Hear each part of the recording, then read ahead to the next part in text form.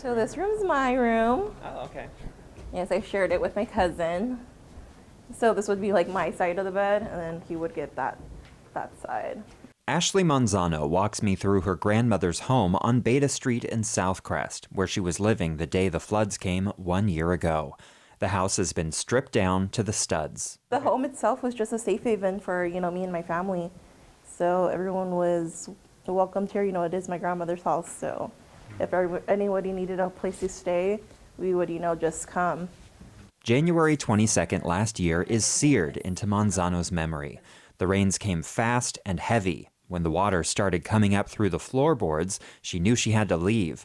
But the streets were impassable, so she fled to the neighbor's roof with her grandma, who's now 90 and has early-stage dementia. As I'm speaking to you, I'm kind of blocking some out, so my PTSD doesn't really take control over it, my mental state, I do work with a therapist over the flood as well, so I can only speak so much details before, it plays a more of a role, or it takes more of a toll in my head.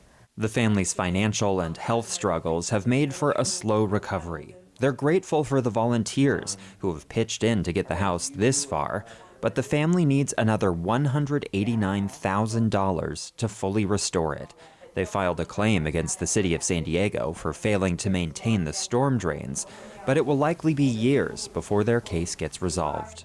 It flooded so quickly for a variety of reasons. One is that it has an outdated and inadequate storm drain system. Leslie Reynolds is executive director of Groundwork San Diego, a nonprofit that advocates for better stormwater infrastructure. We meet a block away from Manzano's house on the banks of Chollas Creek.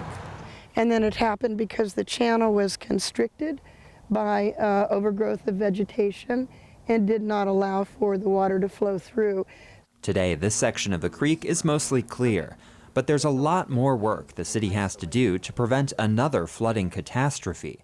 The Chollas Creek watershed is 25 square miles, stretching all the way to Lemon Grove. Reynolds says the city of San Diego is planning to upgrade the storm drains here, which she says is critical and long overdue.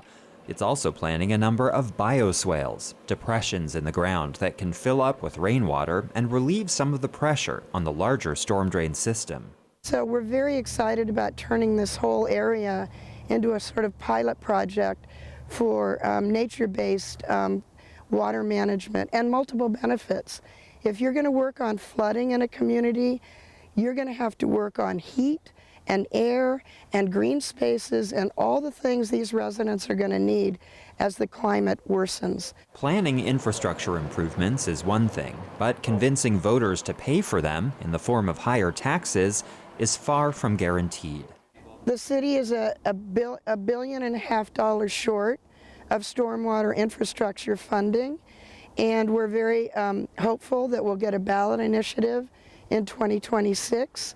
Our residents even supported a sales tax increase very generously, unlike some other communities in the city, to try to build infrastructure for these kinds of assets.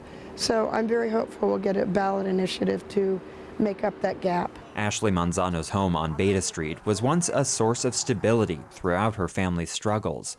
Without it, an uncle who was living in the home is now on the streets. She and her grandmother are still couch surfing. And what stresses me out is a little more, it's just, I kind of feel like we've been forgotten. I know we have the LA fires occurring, and I'm grateful that a lot of people have helped them. But I hope they don't forget about us, because we kind of were a little bit forgotten even when the flood occurred. So I just hope people help us, because we still need a lot of help as well. I mean, as you can see, my home, it still needs a lot of work. Andrew Bowen, KPBS News.